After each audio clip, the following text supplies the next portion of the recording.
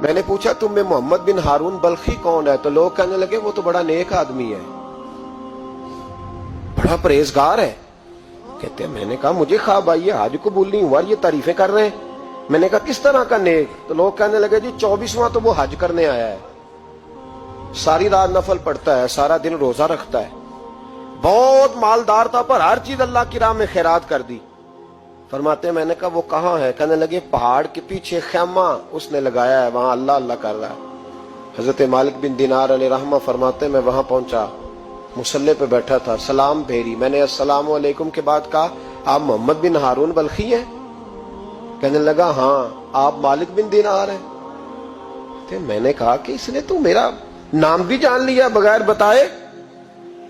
فرماتے ہیں میں نے کہا کہ ہاں میں مالک بن دینار ہوں۔ کہنے لگے کیسے آئے ہو؟ میں نے کہا بس ملنے آیا تھا۔ کہنے لگے نہیں، جس کام آئے ہو وہ بتاؤ۔ میں نے کہا میں ملنے آیا ہوں، تو کہتے ہیں وہ رو پڑے۔ کہنے لگے نہیں، آپ کو خواب آئی ہوگی کہ میرا حج قبول نہیں ہوا۔ کہتے ہیں میرے رونگٹے کھڑے ہو گئے کہ اسے اتنا بھی پتا ہے کہ میرا حج قبول نہیں ہوا۔ میں نے اس کو کہا کہ تجھے کیسے پتا کہ مجھے خواب آئی ہے؟ کہنے لگا مالک بن دینار مجھے 24 سال ہو گئے، میں اس بے نیاز کے گھر کا طواف کرتا ہوں، میں حجر اسود کے بوسے لیتا ہوں، میں مقام ابراہیم پہ نفل پڑھتا ہوں، میں صفا مروہ کی سعی کرتا ہوں، پر 24 سال بیت گئے۔ جب میں طواف وداع کرنے کے قریب آتا ہوں تو کوئی نہ کوئی اللہ کا ولی آ کے کہتا ہے دوڑ جا، تیرا کوئی نہیں قبول ہوا۔ 24 سال۔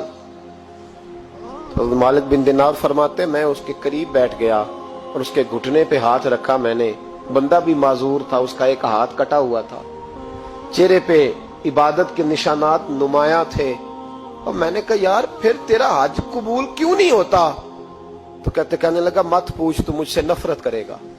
میں نے کہا نہیں تو بتا۔ کہنے لگا نہ پوچھ۔ میں نے اصرار کیا تو کہنے لگا اس لیے نہیں قبول ہوتا کہ میں اپنی اماں کا نافرمان۔ تے ماں کا نافرمان کیا ہوا؟ تو کہنے لگے اللہ نے دولت دی، جائیدادیں، گھوڑے، زمینیں، میں عیاش ہو گیا، میں اللہ کے دیے ہوئے مال کو ناجائز جگہ خرچ کرنے لگا۔ ماں میری بوڑھی تھی، عبادت گزار تھی، مجھے سمجھاتی تھی۔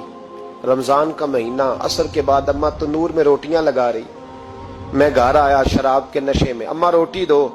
ماں کہنے لگی شرم کر، روزہ رکھا نہیں تو جنہوں نے رکھا ہے ان کا تو خیال کر۔ کہتے ہیں یہ لفظ میں نے سنے تو ماں کو ایک تھپڑ دے مارا، اماں جلتے ہوئے تندور میں گر گئے، لوگوں نے مجھے کمرے میں بند کر دیا۔ کہتے ہیں ساری رات میں شور سنتا رہا پر نشے میں پڑا رہا۔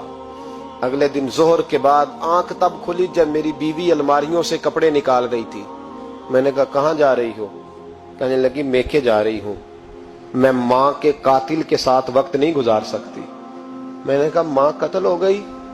کہا ہاں، رات 9 مہینے تجھے پیٹ میں رکھنے والی اور چھاتی کا دودھ تیرے گلے میں اتار کے پالنے والی تیرے ہاتھوں قتل ہو گئی۔ کہا کدھر ہے میری ماں کی میت؟ کہا دفن کر دیا۔ بتایا کیوں نہیں؟ کہتے مرتے وقت کہہ گئی تھی اسے میرا منہ نہ دکھانا، میرے جنازے کے قریب نہ آئے۔